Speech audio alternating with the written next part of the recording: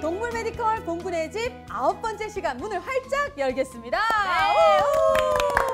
자, 오늘도 봉군의 집에 저희를 도와줄 주치의 선생님 두 분을 모셨죠? 네, 그렇습니다. 박형진 선생님 그리고 김준희 선생님 안녕하세요. 안녕하세요. 네, 반갑습니다. 선생님들 인상이 참 좋으시네요. 굉장히 예. 온화하시네요. 근데 오늘 조금 선생님들 인상에 전혀 다른 온화하지 않은 조금 무거운 얘기, 암에 관한 이야기를 좀 나눠볼까 합니다. 암하면 사람도 굉장히 무서워하는 질환 중에 하나인데 네. 오늘 꼼꼼하게 여러분께 암 질환에 관해서 반려견, 반려묘들 이야기 챙겨드리도록 하겠습니다. 보통 암이라고 하면요, 종양을 바로 떠올리게 되고 네. 종양 이꼴 암이라고 생각해도 될까요? 아닙니다. 조금 다른 의미가 있습니다. 네. 예, 종양이라 하면 몸의 덩어리, 혹을 지칭하는 모든 어떤 말을 갖다가 종양이라 합니다. 네. 근데 종양은 양성 종양, 악성 종양으로 구분할 수 있는데 네. 아까 상민 씨가 이야기했던 네. 암은 악성 종양을 지칭합니다. 악성은 암이다. 예. 그렇군요. 악성과 양성 종양은 네. 뭐 몇 가지 기준을 통해서 우리가 구분할 수가 있습니다. 네. 첫 번째로 전이를 갖다가 봤을 때 양성 종양은 먼 장기에 전이가 이루어지지 않습니다. 네. 그에 비해서 악성 종양은 먼 장기까지 전이가 될 수 있습니다. 그리고 성장 속도에서도 네. 양성 종양은 천천히 성장하는 게 일반적입니다. 그렇지만 악성 종양은 아주 급격히 성장하는 게 일반적인 패턴입니다. 네. 그리고 숙주, 환자에게 미치는 영향이 있어서 양성 종양은 큰 어떤 영향이 없습니다. 괜찮다. 네, 그러나 악성 종양은 생명을 위협할 정도로 큰 어떤 문제를 일으킬 수도 있습니다. 그러니까 이 악성들이 문제인데 선생님 네. 그렇다면 대표적인 암 질환 그 사람들 같은 경우도 몇 개가 있잖아요. 반려견, 반려묘들은 어떤가요? 일단 강아지랑 고양이가 조금 다른데요. 네. 강아지 같은 경우에는 피부랑 연부 조직에서 유래가 되는 종양이 제일 많고 유선 종양이라고 하는 종양이 좀 많이 발견이 네. 되고 있고 그 다음에 이제 림프종이라고 하는 림프계에서 유래되는 종양들이 실제 많이 확인이 되고 있고요. 고양이 같은 경우에는 보통 림프계에서 유래가 되는 림프종이 가장 많이 발견이 되는데 고양이는 강아지랑 다르게 이 림프종이 어린 연령에서도 소화기에서 빈번하게 발생이 된다는 점이 좀 다른 점이라고 할 수 있습니다. 그렇구나. 네. 역시 일단은 먼저요, 우리 봉군의 집을 찾아온 미나미의 사연이 있다고 합니다. 저랑 이름이 비슷해요. 미나미. 남미. 미나미를 만난 건 한 동물병원 안과입니다. 앉아 있었단 말이에요. 이렇게 하얀 게 앉아 있듯이 계속 감으려고 하면 이제 좀 잠이 많아. 눈을 잘 못 뜨고 이렇게 찌끔찌끔거리진 않았어요. 네.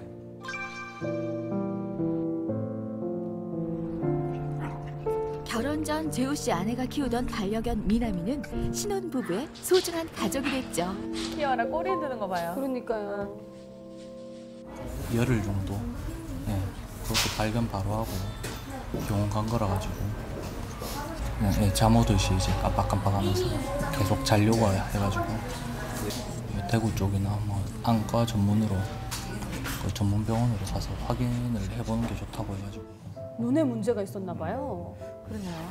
지금 이렇게 봐서는 그냥 예뻐 네. 보이는데. 걱정스러운 마음에 구미에서 한달음에 왔습니다. 염증 있듯이 좀 눈꺼풀? 이렇게, 예, 아래쪽에. 혹시 뭐 다른데 어디 평소에 안 좋은 데는 없나요? 아니요, 그런 건 없었어요. 음. 목 쪽에 이 네. 뭐지 좀 몽울 같은 게 잡힌다 해야 되나? 여기요? 예. 안 검진 후 곧바로 촉진 검사에 들어간 미나미. 그래도 보호자가 느끼고 있었네요, 그렇죠? 네네. 여기 잡히는 건 모르셨어요? 그건 여기 한번 네. 만져보실래요? 예. 제가 네.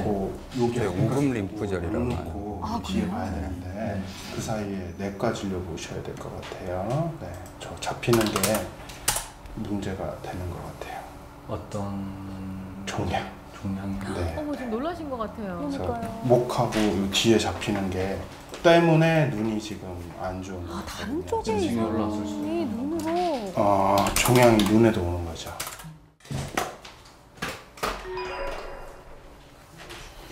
아, 네, 선생님 그 림포마 의심되는 애 있는데 내과 진료 좀 봐주셔야 돼요.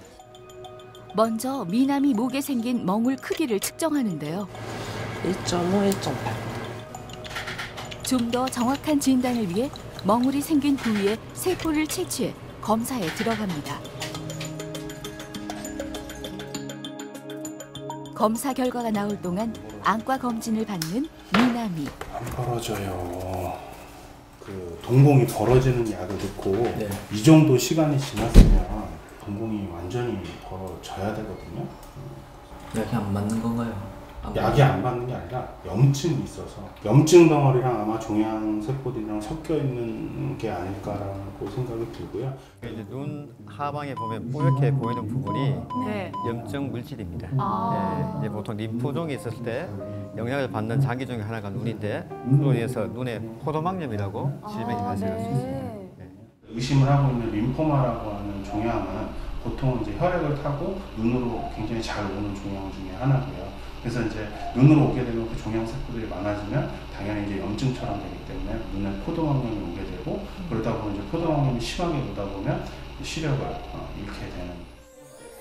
미남이의 세포 검사 결과가 나왔습니다. 녀석은 괜찮은 걸까요?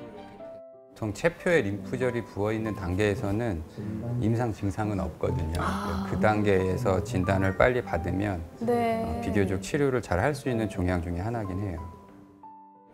미남이 같은 경우에는 전반적으로 다 커져 있긴 하지만 엄청 커져 있는 상태는 아니기 때문에 지금 당장에는 이제 세포 검사에서 나오지 않을 수도 있거든요. 그래서 세포 검사 결과 종양으로 단정 짓기는 애매한 상황.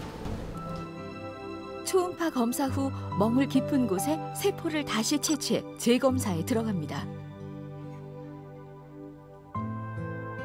작고 여린 미남이 몸에 대체 무슨 일이 일어난 걸까?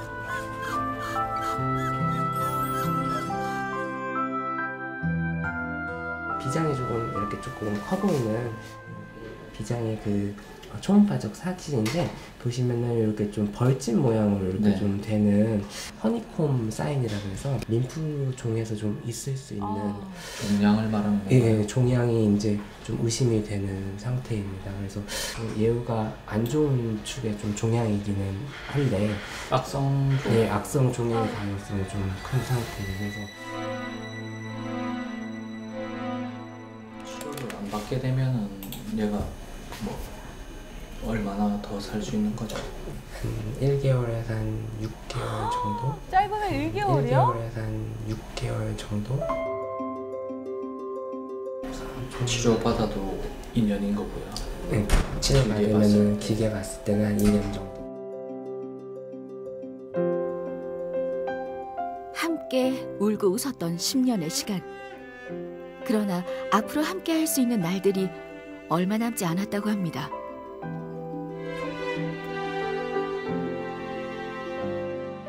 어떤 게 좋을지 아직 정확히 판단을 못 내리겠네요. 그렇죠. 저라도 그럴 것 같아요. 아무래도 일부러 안 데리고 왔거든요. 같이 오려고 하다가. 저를 위하자면 뭐 길게 가는 게 좋고 치료를 하자니 너무 힘들 것 같고. 네. 쉽지 않네요. 과연 어떤 선택이 미나미를 위한 것일까요?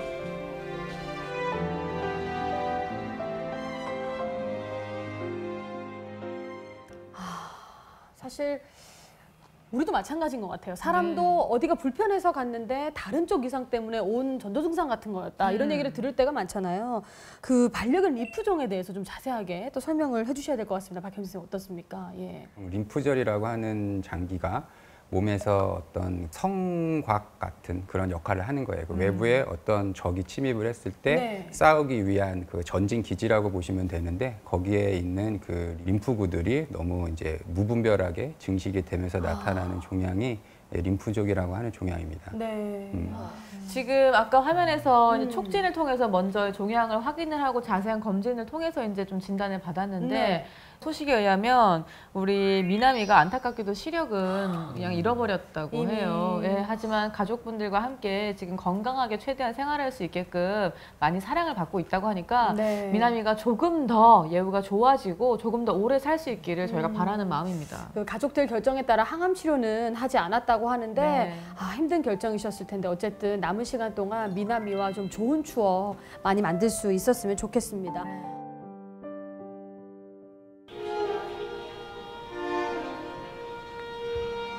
사람으로 치면 9순을 훌쩍 넘긴 나이.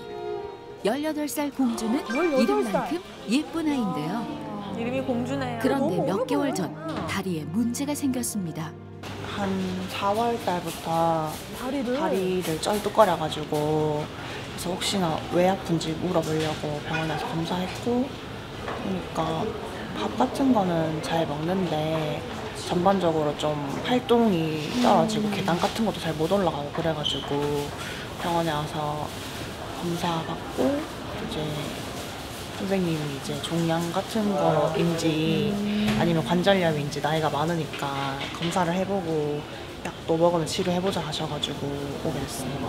그래 또 종양이 노견이라서 의심되는 상황. 그렇죠. 더구나 노견이라 걱정입니다. 특징적인 공주는 괜찮은 걸까요? 우측 후지 파행으로 본원에 내원하였습니다. 방사선 검사상에서 그 경골 근위부에 골용의 소견이 보여서 전형적인 뼈 종양, 의심 소견이 보여서 CT 검사 의뢰하게 되었습니다. 뼈에 생기는 종양이라는 말씀이시죠? 악성 종양 때문에 뼈가 녹고 약해진 뼈가 통증과 골절을 유발하는데요.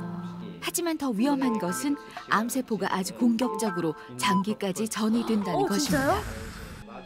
공주의 상태를 정확하게 진단하기 위해 정밀한 검사를 받기로 합니다. CT 촬영 전 여러 가지 검사를 받은 공주. 지친 모습이 역력한데요. 보호자는 그 모습마저 애처롭습니다. 밥 먹는 거나 기력이나 이런 건 괜찮죠? 안 먹었어요. 그런가요? 최근 한 3일 동안. 3일 동안? 3일 동안 거의 먹질 못한 공주. 골용해와 함께 많이 생긴 안 종양이 좋은가 봐요. 혹여 다른 장기로 전이가 된 건 아닌지 CT 촬영을 통해 전이 평가에 들어갑니다.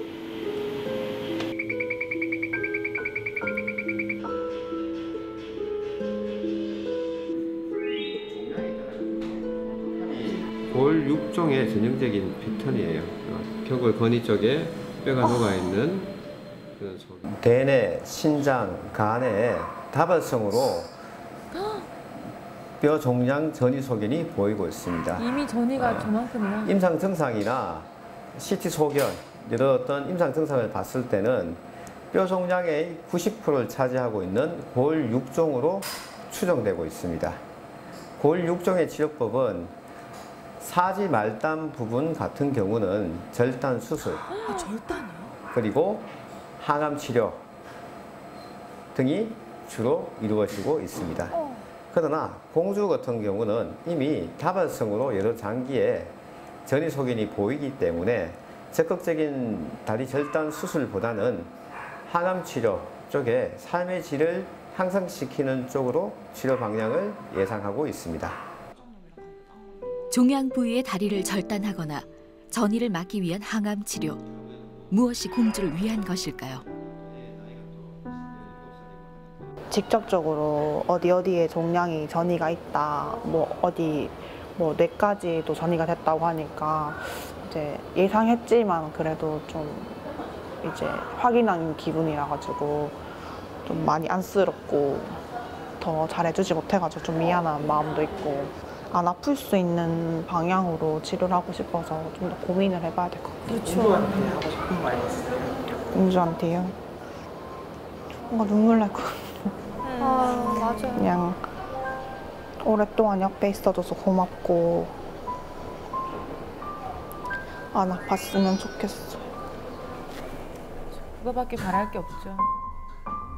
밝고 생기 있던 내 동생이 나보다 먼저 늙고 병이 들었습니다. 앞으로 공주와 함께할 시간들은 얼마나 남았을까요?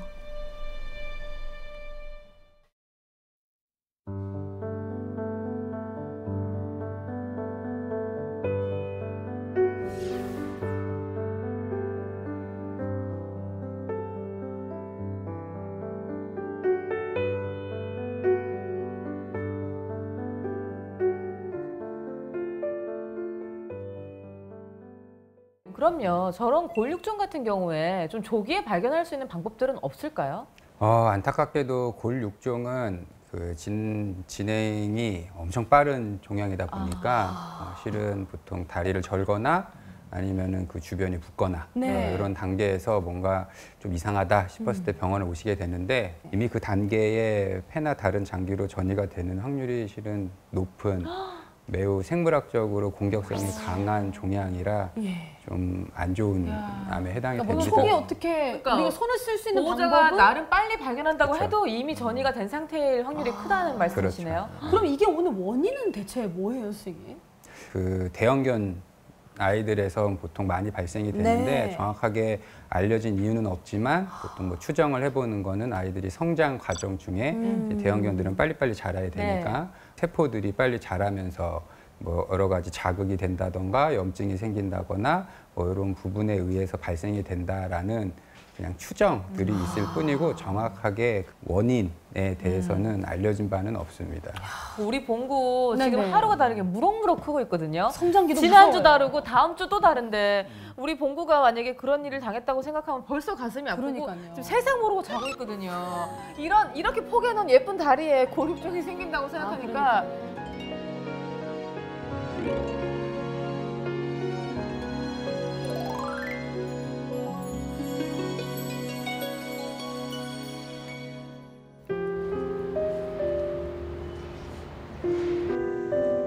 아이의 몸에 작은 생채기만 생겨도 가슴이 내려앉는 것이 모든 반려인들의 마음이죠. 올해 9살 말티즈 심심이. 심심이는 밥을 잘 먹지 못해 병원을 찾았었는데요. 식욕 부진은 어딘가가 불편하다는 신호. 그렇죠. 몸속에 무슨 문제가 있는 건 아닌지 좀 더 정밀한 검사가 진짜 필요합니다. 잘 먹는 게 정말 좋은 거죠. 녀석은 괜찮은 건가요? 강아지에서 부신이라는 질환은 호르몬 장기라고 보시면 될 것 같아요. 예를 들어서 사람의 갑상선 기능 항진증, 갑상선 종양 뭐 이러한 호르몬 장기라고 보시면 되는데 그 안에 이제 종양이 생기다 보면 호르몬에 대한 불균형과 그냥 더불어서 혈압 조절하는 역할을 하기 때문에 그 혈압에 관련된 문제를 같이 발생하게 되고 더 나아가서 혈전을 유발할 수 있는 질환입니다. 혈전까지요? 따라서 우리 심심이 같은 경우에는 내원할 당시에는 밥을 잘 못 먹고 이러한 상황 때문에 내원을 하였지만 보통 종양들은 사일런트 킬러라고 해서 티를 안 내요. 초기 증상에서는. 어떻게 보면 우리 심심이도 사실은 초, 중, 말기가 있다면 중, 말기에 내원을 했다고 보시면 될 것 같아요. 그러니까 초기에도 선생님 어떤 전조 증상이 없다는 거죠? 알 수가 없겠네요. 대부분의 보호자도. 내부 장기는 심심이에게 소리 없이 찾아든 암세포. 더 늦기 전에 수술을 해야 합니다. 요거거든요. 이게 부신 암이에요. 근데 이게 암이거든요. 콩팥이 여기 있고 어머, 이거 저렇게 지나가는 덩어리가 거 보이시죠? 커요? 이거. 이게 대정맥이에요. 예, 이 대정맥을 얘랑 붙어 있기 때문에 얘를 분리를 해야 돼요. 굉장히 어렵겠는데요. 맞습니다. 저 분리할 때 진짜 네. 손 떨립니다. 어... 대동맥 터져버리면 네. 감당이 안 되거든요. 큰일이죠. 네. 그리고 또 하나는 뭐냐면 여기 밑에 있는 게 콩팥이거든요.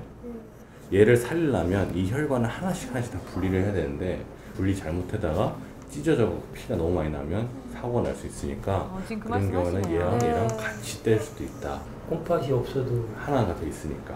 네, 하나 더 있으면 그렇게 살아야 돼요. 어렵고 힘든 수술이 될 거란 말에 참았던 눈물이 쏟아집니다. 우리 심심이 같은 경우는 수술대에 올라갔을 때 첫 번째 고비가 있고 그 다음에 수술 끝나고 나서 입원실에서의 또 고비가 2차 고비가 있다고 보시면 될 것 같아요. 첫 번째 고비는 역시나 출혈, 과다 출혈이 되면 결국은 테이블 데스를 나타날 수 있는 상황이 되고 두 번째는 입원 기간 동안에 호르몬 불균형이 잡히지 않는다면 결국은 이걸로 인한 또 하나의 합병증이 발생돼서 힘든 상황을 초래하게 될 수 있다고 합니다. 부신은 다양한 호르몬을 분비하면서 혈압을 조절하는 역할을 합니다. 때문에 혈압 체크가 무엇보다 중요하죠. 부신 종양이 있을 때는 고혈압을 유발할 수 있기 때문에 그 혈압이 얼마인지 체크하고 있는 거예요. 혈압 190 정도? 엄청 높은 거죠. 190. 정상 혈압 120에 비해 높은 수치. 심심이는 힘든 수술을 잘 견뎌낼 수 있을까요?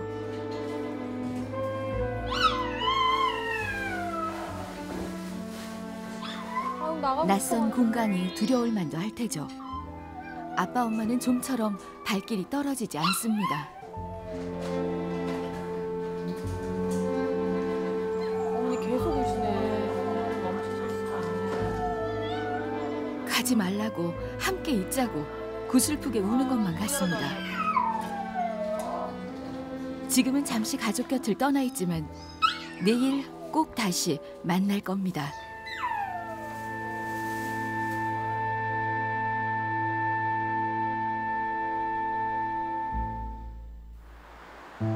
다음 날 수술을 앞둔 의료진의 긴급 회의. 작기 때문에 체온이 금방 떨어질 거예요. 수혈 준비하고, 수혈 아까 왔니? 그리고 석션 잘해줘야 돼. 중간에 내가 분리하다 갑자기 피가 나면. 모두의 얼굴에 긴장감이 가득합니다. 지금 계속 머릿속에는 발생될 수 있는 여러 가지 상황을 계속 지금 생각을 하고 있어서 그거를 대처를 어떻게 할지 이걸 미리 정리를 하고 들어가야 돼요, 수술은. 그래서 지금 외과 팀들도 뭐 전전날부터 계속 공부를 해왔으니까 뭐 좋은 결과가 되도록 해야죠. 선생님들도 이럴 땐 진짜 정신 없으시겠어요. 네, 그날 밤에 집에 가면 잠이 안 옵니다. 가족들은 아직 예. 심심이의 손을 놓치고 싶지 않습니다. 잘 이겨내야 될 텐데. 그러니까요.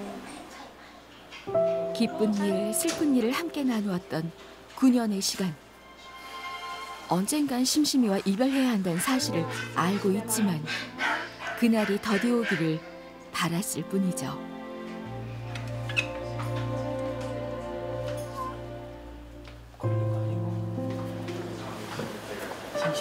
할 수 있어, 심심이. 이겨낼 수 있어. 어쩌면 마지막이 될지도 모르기에 아빠는 심심이의 모습을 사진에 두 눈에 그리고 가슴에 담습니다. 심심이를 남겨두고 떠나는 발걸음이 무겁기만 합니다.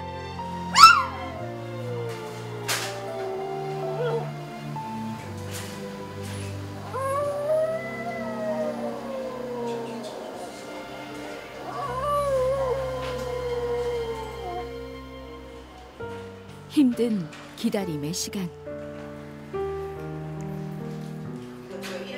어쩌면 심심이에겐 힘들고 긴 수술이 될지도 모르겠습니다.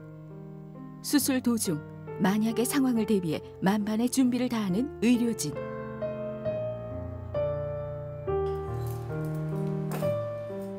간다.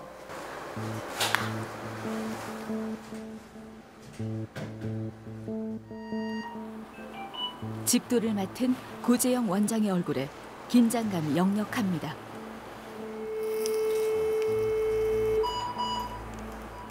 지금 보시면은 이게 콩팥이고 요 위에가 이 위쪽에 부신 종양이에요. 얘가 지금 얘를 침습을 해서 콩팥이랑 같이 한 무더기로 됐죠. 이거를 다 일일이 다 분리를 해야 돼요, 지금. 신장과 부신은 대동맥과 대정맥에 접해 있을 뿐 아니라 혈관이 매우 발달한 장기입니다. 때문에 정교하고 세심하게 수술하지 않으면 큰 출혈이 발생하기 쉽습니다.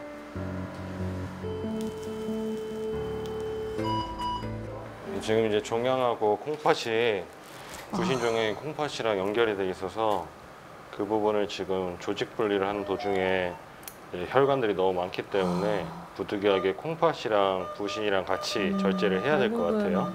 이렇게 되네요. 종양이 커져서 콩팥에 붙어버린 상황. 먼저 콩팥 하나를 떼어냅니다.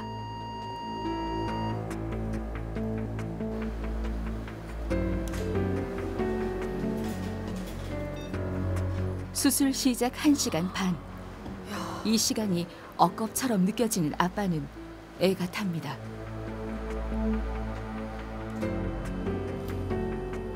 작고 여린 심심이의 몸속에 크게 자리한 종양을 떼어냅니다. 2시간이. 수술 시작 2시간째. 그런데 긴급 상황이 발생됐습니다. 색깔이 안 좋아. 왜요? 이거 따뜻하게 빨리. 그리고 수혈 속도 조금 더 빨리, 조금 더 빨리. 색깔이 수술이 나빠지면 선생님 문제가 있을 수 있는 거예요? 일단 수술 중에 네. 순환계통에 어떤 문제가 있는 걸로 추정됩니다. 아, 색깔로요? 예, 예.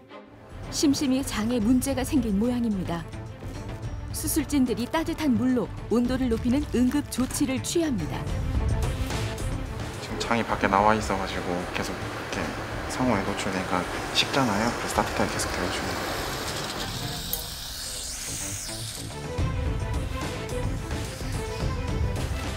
가까스로 위기를 넘긴 집도인. 부신 종양을 떼어냅니다.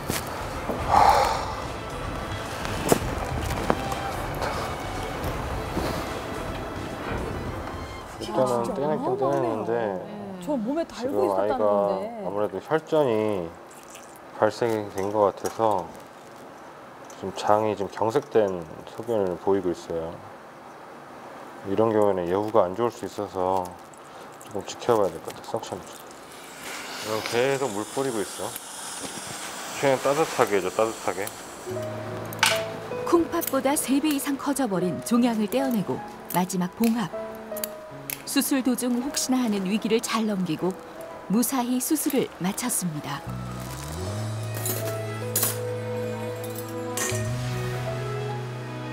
심심이의 체온을 올리기 위해 드라이기까지 동원됐는데요. 사실은 유착 부분이 가장 이 수술에 어려웠던 상황이라고 보시면 될 것 같아요. 그래도 다행히 뭐 큰 출혈은 없어서 잘 끝났는데 이제 심심이가 잘 버텨주기를 바라야죠 이제. 잘 버텨야 될 텐데. 회복이 문제예요, 그죠? 힘을 좀 냈으면 좋겠는데. 마취에서 깨어난 심심이. 앓는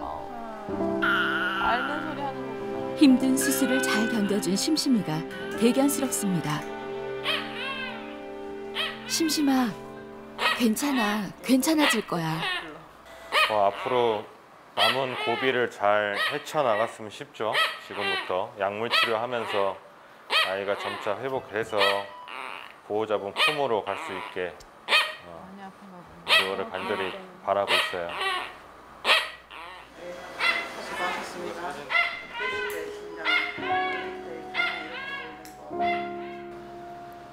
속이 새까맣게 타들어갔던 시간.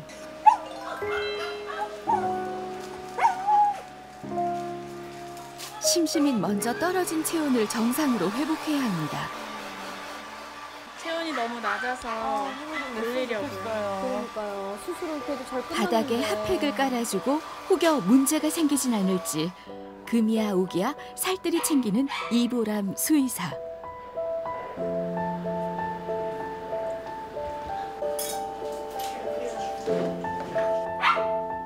이제나 저제나 노심초사하던 가족들이 심심이 곁으로 왔습니다.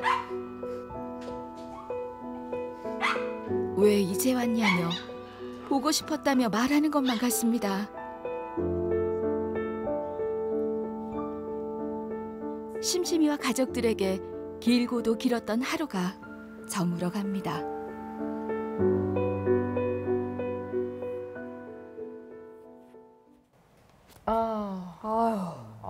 네. 힘드네요. 그러니까요. 네. 심심이가 정말 좀 힘을 냈으면 좋겠다라는 간절한 바람으로 보고 있었는데. 네네. 어때요? 우리 그 SNS로 김경희 씨도 심심이 상태가 어떤지 너무 궁금하다고 많이들 질문해 주셨는데 이제 수술한 지 좀 지났잖아요. 어떻습니까, 선생님? 심심이는 수술하고서 다음 날 쇼크가 와서 하늘나라로 갔습니다. 정말요? 네.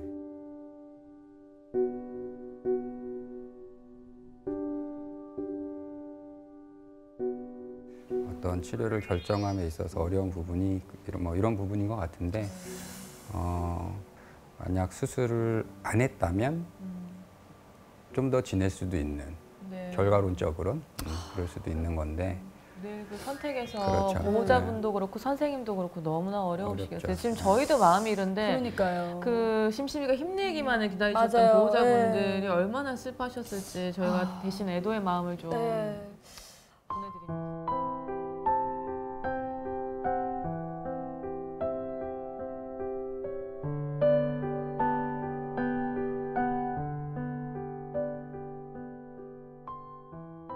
동물은 말을 못하니까 어떻게 뭐 예후 관계를 알아볼 수가 없잖아요. 그렇다면 의심해 볼 수 있는 거 제가 아까 잠깐 봤을 때는 밥을 먹지 않았다. 이 정도도 벌써 진행이 됐다고 하니까 어떤 걸로 좀 그 신호라고 파악을 좀 해야 될까요, 선생님? 어떻습니까? 보통 임상 증상으로 나타나기 시작했을 때는 상당 부분 진행이 돼서 발견이 되는 경우가 대부분이고 네. 부신 종양 같은 경우에는 이제 수질 쪽 유래가 되는 종양이냐, 피질에서 유래가 되는 종양이냐에 따라 나타나는 임상 증상들이 조금씩 다 다른데 보호자분들이 보시고 구분을 할 수 있을 만한 수준의 어떤 변화들은 아니거든요. 네. 그래서 나이가 조금 어느 정도 되는 네. 친구들은 건강검진을 해서 초음파나 이런 검사들을 통해 미리미리 발견을 할 수 있으면 다행인 건데 그렇다면 선생님, 건강검진으로도 암 발견은 충분히 가능하다 이렇게 봐야 되는 건가요? 어떻습니까?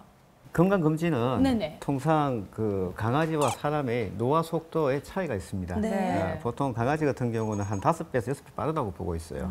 그래서 최소한 매년 1회 정도의 검진은 우리가 추천드리고 있어요. 그래서 그 댁에서 종양을 의심할 수 있는 여러 가지 소견들이 있는데 다행스럽게 체표에 있는 종양 같은 경우는 평소에 뭐 이렇게 마사지를 해준다든지 쓰다든지 뭐 이런 과정에서 이렇게 감지가 될 수 있겠죠. 근데 이제 문제는 체내에 종양이 있을 때, 이럴 때는 좀 우리가 병원에 내원해서 발견 시점 자체가 좀 이미 진행돼서 오는 경우가 많이 있죠. 뭐 관련된 증상 자체도 그 호흡기에 전이가 돼 있다면, 종양이 발생했다면 호흡기에 관계된 증상들, 뭐 예를 들어서 호흡이 힘들다든지 또는 뭐 코피가 난다든지 뭐 그럴 수가 있고. 비뇨기에 만약에 종양이 발생했다면 배뇨상의 문제, 배뇨 곤란이라든지 혈뇨, 이렇게 이제 발생할 수 있습니다. 그래서 해당 장기에 해당되는 어떤 증상들을 봐서 우리가 이제 유추해 볼 수 있겠죠. 그리고 요즘에는 그 인위에서 종양 표지자 검사라고 그 종양이 발생했을 때 체내에 어떤 물질의 변화가 생깁니다. 아, 그걸 미리 검사해 볼 수 있나요? 그런 방법이 있는데 지금 최근 우리 그 수의 쪽에서도 그 키트가 나왔어요. 뭐 그렇게 뭐 어려운 또 뭐 고가의 어떤 검사법이 아니니 뭐 그런 방법도 하나의 또 추천드릴 그건 만합니다. 좀 정말 다행인 소식이네요. SNS로도 또 질문을 주셨는데 아까 우리 심심이 같은 경우에 종양 크기가 정말 성인 주먹만 했잖아요. 원래는 그 부신 크기가 어느 정도 돼야 정상인지 물어보시는 분들이 많거든요. 4에서 6mm 정도. 요 밀이요? 네. 센치도 아니고. 미리. 4에서 6mm요. 엄청 작죠. 근데 그 종양이 커지면 이렇게 커질 수도 있군요. 아니 박형진 선생님, 그러면요, 이 부신 관련 질환은 여러 가지가 좀 있다고 제가 들었는데 어떤 것들이 있나요? 종양뿐만이 아니고 부신은 이제 호르몬을 분비하는 그 기관인데 신장 옆에 있다 그래서 부신이라고 부르는 거거든요.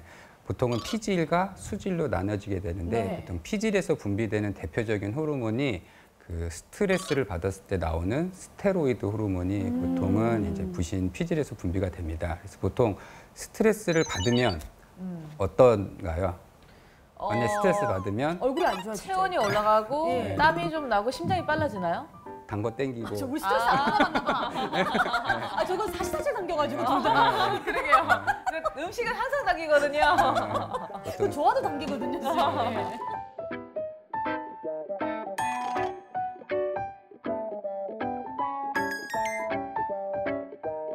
보통 이제 부신 피질에서 분비되는 스테로이드 호르몬이 분비가 많이 되는 질환을 부신 피질 기능 항진증 푸싱이라고 얘기를 하는데 근데 그 질환이 있으면은 이제 그 스트레스를 받았을 때 나타나는 뭐 음식이 식탐이 생긴다거나 물을 많이 먹는다거나 오줌을 많이 싼다거나 이런 증상들이 나타나는데 보통은 아이가 물을 잘 먹고 오줌을 잘 싸고 밥을 잘 먹으면 건강하구나. 라고 생각을 하죠. 그렇죠. 근데 이제 건강하구나. 근데 그게 보통은 증상의 시작이 되는 거고 그러다 보면 배가 불러 보이는데 배가 부른 게 아이가 많이 먹으니까 배가 부르구나. 살이 쪘구나. 그렇죠. 뭐 그 정도. 그렇게 느끼게 되다가 이제 우리 아이는 피부병이 자주 와. 근데 자주 치료를 해줘도 자꾸 재발이 돼. 뭐 이러한 것들인데 사람들도 스트레스 받으면 여드름이나 이런 거 잘 생기는 것처럼 아이들도 이제 면역력이 떨어지면서 그런 피부병이 자주 발생이 되기도 하고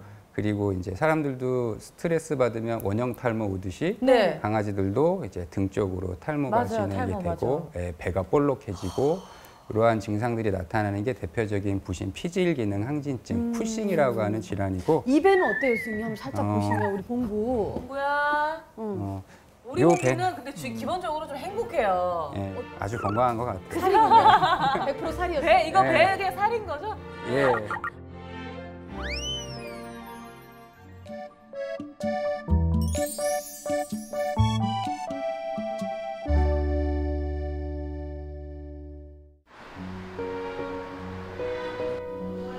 나빈이가 꼬꼬마였던 시절이 마치 어제 일처럼 생생합니다.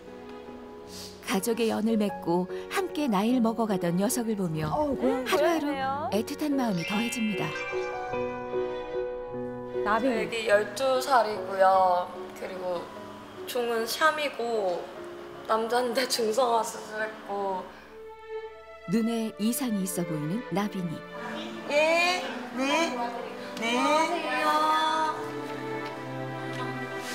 허나 오늘 병원을 찾은 이유는 따로 있습니다. 백쪽에 나 있는 수술 자국. 나빈인 얼마 전 종양 절제 수술을 받았습니다. 아이는 이제 병원에 내원했을 때 장에 종양이 생겨서 밥을 먹어도 계속 식욕부진이 생기고 계속 구토를 하면서 아이가 병원에 내원했고, 저희가 검사를 통해서 장의 종양을 절제를 하고 장과 장을 연결하는 수술을 받았어요. 그리고 오늘은 이제 조직검사 결과에 막성 종양이 나와서 앞으로 이제 항암 치료를 할 수 있게 저희가 내과로 트랜스퍼하고 상담을 하는 시간으로 갖게 되는 거예요, 오늘은. 청천벽력 같은 검사 결과. 이게 아이 조직검사 결과예요. 좋지 않은 걸로 나왔다고. 이 종양의 이름은 레이오마요살코마 아니면 피브로살코마라고 해요. 이거를 한국어로 번역을 하면 민무늬 근종 아니면 섬유육종이라고 되는데 벌써 눈물을 흘리신다. 그 수술을 할 당시에는 전이가 없었지만 이런 악성 종양들은 전이가 되게 잘 돼요. 와, 순식간이다. 수술 당시에는 없었는데. 그러니까요. 식구들이 좀 안심하고 있으신 네네. 상황에서 들은 얘기 같아요. 전이가 잘 되고 혈관을 통해서 멀리 가서 전이가 될 수도 있고, 그렇기 때문에 지금은 항암이 추천이 되는 상황입니다.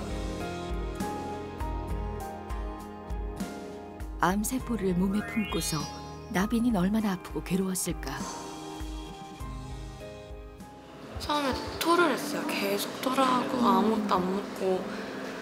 그래서 원래 토를 자주 해서 잘 몰랐었는데 좀 심각해가지고 데리고 왔더니 종양이 생겼다고 그래서. 일찍 알아채지 못했다는 미안함에 눈물이 쏟아집니다. 어떡해.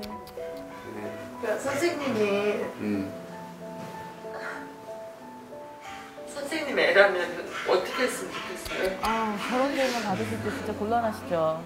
일단 항암 치료를 해주는 게 안 해주는 것보단 당연히 좋겠죠. 당연히 있을 거예요. 네, 근데 부작용이 있긴 있어요.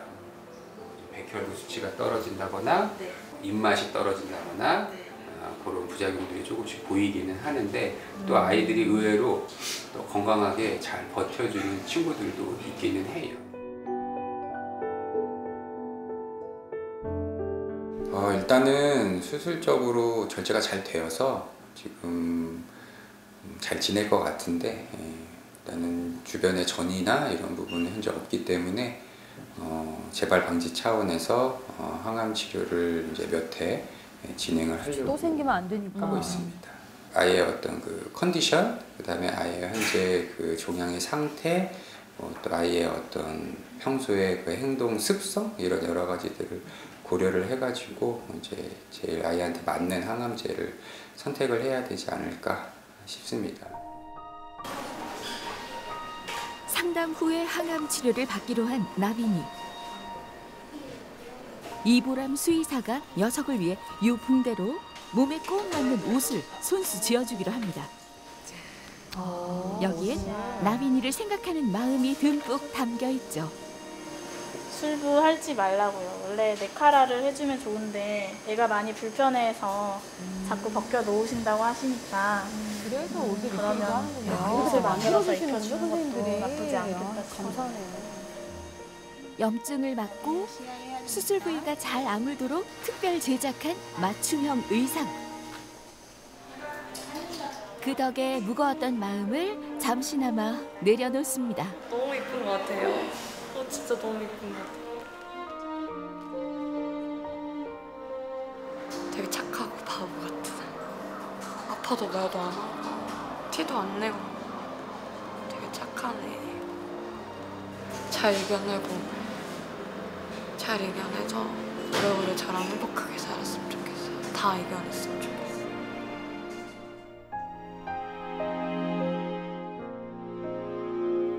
가족들의 바람처럼 나빈인 꼭 이겨낼 겁니다. 나빈아, 조금 힘들어도 항암 치료 잘 받자. 같은 날 투정 하나 부리지 않고 순둥순둥 엄마 품에 꼭 안겨있는 녀석. 올해 7살 민키입니다. 시주네요. 네, 저희가 착해요. 이제 애가 하나다 보니까 좀 강아지를 하나 키우고 싶다 그래서 입양을 했는데 너무 착하고 순진한 것 같고 사람을 보더라도 잘 따르고 그렇게 착해요. 그냥 말썽도 없이. 몸쪽의 혹이 점점 커졌다는 민키. 그러네요. 목에 분할을 하고 있네요. 조금 안 됐을 텐데 여기 목에서 이렇게 자꾸 이렇게 조금 잡히는 게 있다 보니까 그 동네 병원을 다녔거든요. 거기서 큰 병원을 가서 CT를 한번 찍어봐야 된다고 해서. 저럴 때 밥 정말 먹는 찰칵 것을 그렇죠. 힘들어했다는데요. 일단 민키는 이제 내원했을 때 목에 종기가 있어서 갑자기 커졌다 해서 내원을 했고, 이제 신체 검사상에서는 이렇게 사이즈가 한 5cm 정도의 사이즈를 확인했고, 이게 나중에 밥 먹는 거라든지 숨 쉬는 거에 나중에 영향을 미칠 수 있기 때문에 외과적으로 절제를 했습니다. 이렇게 다 드러낸 다음에 조직 검사를 보내게 됩니다. 조직 검사상에서는 이제 림프암으로 진단이 됐고, 이러한 림프암은 혈액암이기 때문에 차후에 꼭 필히 항암 처치가 필요합니다. 꿈에도 생각지 못한 일이었습니다. 종양이다라는 얘기 들으시면 어떡해요? 그렇죠. 너무 가슴이 아파요. 지금도 얘 볼 때마다 가슴이 아파가지고 저기 하거든요. 림프암 같은 혈액성 악성 종양의 경우 항암 치료가 무엇보다 중요하다는데요. 이를 위해서는 먼저 녀석의 현재 상태가 어떠한지 정확한 진단이 뒷받침되어야 합니다. 응원해주네요. 네, 저희 마스코트 성냥. 민키가 항암 치료를 잘 성냥이에요. 견딜 수 있을지 걱정에 앞서는 란형 씨. 림프종은 항암 치료의 반응이 조금 괜찮아요. 크기가 반응이 잘 되는 친구들은 초반에는 확 줄기도 해요. 다른 암이면 제가 그럼 좋겠어요. 하자 얘기를 그냥 안 했겠죠. 근데 요거는 그래도 희망을 가져볼 수 있는 부분이 일정 부분 있거든요. 그렇기 때문에 그런 거예요. 긍정적인 반응에 희망이 보입니다. 이게 오늘 2번은 못 시키시죠? 1번이요? 네. 애기가 호흡이 저렇게 좀 가쁜 부분이 있는데 이제 지금 가슴 쪽으로 전이된 종양 때문에 흉수가 차가지고 얘 숨 쉬는 걸 많이 힘들어하고 있었거든요. 그래서 입원을 권하시는 거군요. 네. 이게 오늘 2번은 못 시키시죠? 1번이요? 네.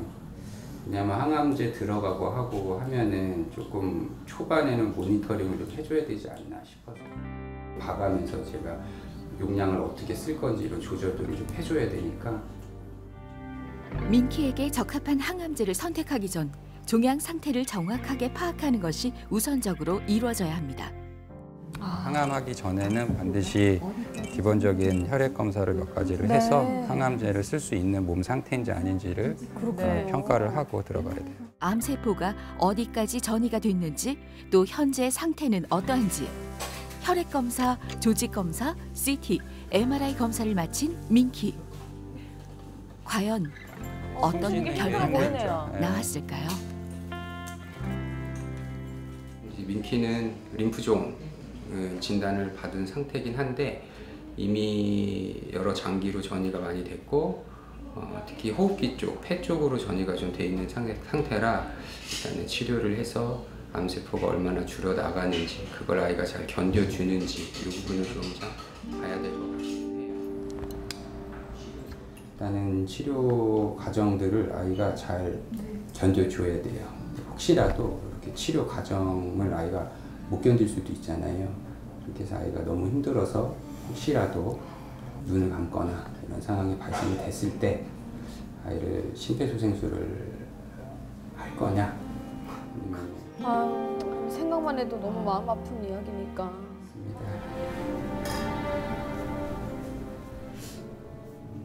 수술 서약서 받다 보면은 네. 심폐의갑 상태 봤을 때 심폐소생술 여부를 갖다가 이제 우리가 질문을 하겠죠. 네. 그때 보다 보면 표정이 확 변하는 경우가 많아요. 덜컹하는 거죠. 그렇죠, 그렇죠. 이렇게 위험한 상태예요? 네. 이렇게 이야기를 하고 피부로 갑자기 또 느껴지니까, 그죠? 보호자도 수의사도 힘들고 괴로운 순간. 차마 인정하고 싶지 않은 현실에 눈물만 흐릅니다.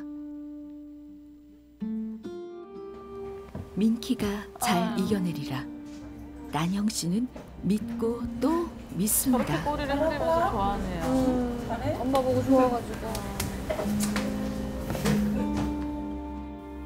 엄마의 마음이 민키에게도 전해졌겠죠. 제가 어떻게든 지금 최선을 다하려고 노력을 하고 있거든요. 그래서 빨리 완치가 돼서 저희 가족하고 다시 좀 행복하게, 얘가 있음으로 해서 가족이 조금 이렇게 의심도 있고 좀 좋거든요. 근데 빨리 낫기를 바랄 뿐이에요.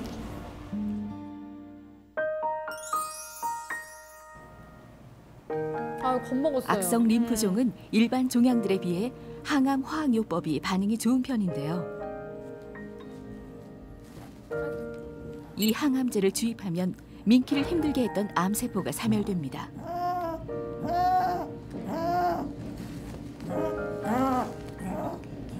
항암 치료를 무사히 마친 민키.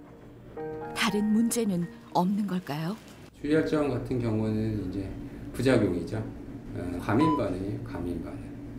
네, 과민 반응이 있는지 오늘 봐야 되고, 백혈구 수치라던가 아니면 뭐 식욕 상태라던가 뭐 이런 부분들에 대한 모니터링들을 해줘야 되는 거.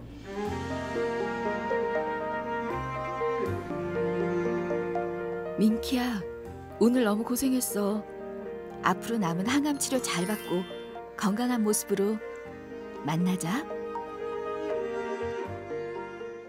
네, 나빈이와 민키의 항암 치료 사례를 만나봤습니다. 네. 저희가 항암 치료를 한다는 얘기만 영상에서 확인을 했고 지금 어떻게 지내고 있는지도 굉장히 궁금한데요. 나빈이는 지금 밥 잘 먹고 좀 건강하게 잘 지내고 있어서 네. 항암 치료를 할지 안 할지에 대해 아직은 좀 고민을 하는 단계인데, 실은 이 6종 계열의 종양들은 수술적 절제가 완벽하게 잘 이루어지면 전이가 없는 경우에 또 잘 유지가 되는 경우들도 있어서 일단 그건 지켜보고 있는 중이고, 민키는 항암을 하고서 폐에 있던 전이됐던 종양들이 다 많이 줄어들어가지고 정말요? 네, 흉수도 사라지고 밥도 잘 먹고 해서 지금 어제 2차 항암까지 다 하고 다음 주에 와서 이제 3차 항암. 아이고, 너무 잘했다. 진짜 다행입니다. 아니 이게 선생님의 그 의술과 또 보호자분의 마음과 잘 이겨낸 우리 반려견들의 그 힘이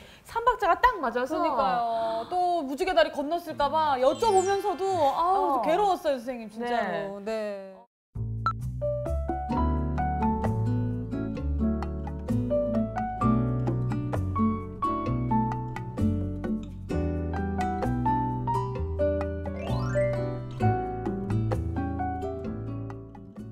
사람의 경우도 암에 걸리면요, 이제 항암 치료가 시작된다 하면 벌써 이제 이제 전쟁이 정말 시작이구나. 온 식구들이 긴장하고 항암 치료를 그럼 언제 어떻게 시작할지 결정하는 게 상당히 어렵거든요. 지금 저희가 봤던 VCR도 그랬는데 이 항암 치료를 하겠다고 시작하게 됐을 때 저희가 좀 신경 써서 그거를 결정해야 되는 어떤 부분들이 있을까요? 저 같은 경우는 1번으로 생각하는 건 아이의 삶의 질. 그거가 가장 중요하다고 생각을 하고, 제가 적극적으로 항암을 권하는 경우는 완치를 기대할 수 있는 경우.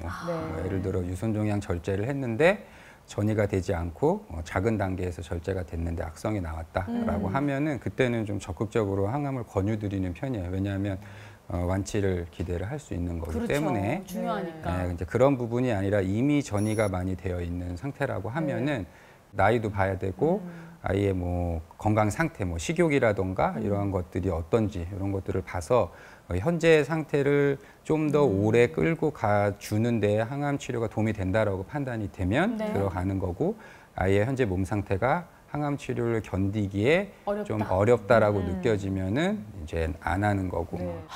이제 저희가 자꾸 너무 무거운 얘기를 좀 말씀드려서 지금 말씀하시는 수의사 선생님 두 분도 편하시진 않겠지만 이렇게 암 치료를 하고 있는 우리 아이들을 데리고 있는 보호자분들께 당부의 말씀이나 혹은 하고 싶은 말씀이 있으시다면. 보통 아이들이 암에 걸려서 여러 가지 치료를 받고 힘들어하는 모습을 보면 보호자분들이 제일 먼저 하는 얘기가 자책을 하죠. 그쵸. 내가 뭘 잘못해서 아이가 그런 거 아닐까 이런 실은 자책을 제일 많이 하는데 저는 항상 그 말씀은 꼭 드리고 싶어요. 아파서 치료를 받지 못하는 아이들이 훨씬 많은데 이렇게 병원에 와서 아이한테 해주실 수 있는 최선의 치료를 다 해주시는 것만으로도 충분히 칭찬받아 마땅하다. 절대 자책을 하지 않았으면 좋겠다. 그 얘기를 꼭 드리고 싶고 치료가 들어가기 전에 이제 보통 종양 환자들은 항상 제가 그 얘기를 하는데 아이가 건강할 때 건강한 모습에 대한 동영상을 찍어두고 어느 정도의 아이의 삶의 질이 떨어진다라고 판단이 될지 그 시점에는 저는 더 이상 아이를 힘들게 하지 않고 보내주는 게 좀 더 아이한테 마지막에 가는 길을 편안하게 해주는 것이 아닌가라는 생각을 해서 그거를 좀 평소에 조금 아이가 건강한 모습이 있을 때 가족 간에 어느 정도의 합의가 필요하고 그러한 것들을 미리미리 말씀을 하셔야 그렇죠. 그렇게 해두는 게 나중에 조금 그렇습니다. 우리 김준희 선생님 어떠십니까? 그 종양이란 게 일단 이야기를 꺼내는 순간 죽음. 맞아요. 진짜 뭐 너무 무서운 단어예요. 예, 거의 뭐 마지막. 치료를 보다 보면 일선에서도 그런 부분 때문에 좀 벽을 많이 느껴요. 이제 보호자분께 말씀드리는 이야기가 암은 불치병은 아니다. 그 말씀 맞네요, 선생님. 관리할 수 있는 난치병이다. 보호자분과 수의사와 환자가 어떻게 하냐에 따라서 남은 생이 달라질 수 있다라고 조언을 해드립니다.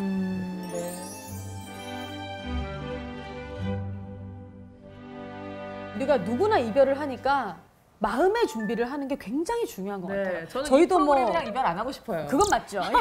당연한 거 아닙니까? 선생님들하고도 이별 안 하고 싶어요, 선생님. 선생님도 오늘 재밌는 얘기도 해주실 수 있었는데 주제가 또 암에 나오셔가지고 그러니까요. 조금 아쉬우시지 않았나 어떠셨어요, 박효인 선생님? 그렇죠. 원래 재밌는 사람인데.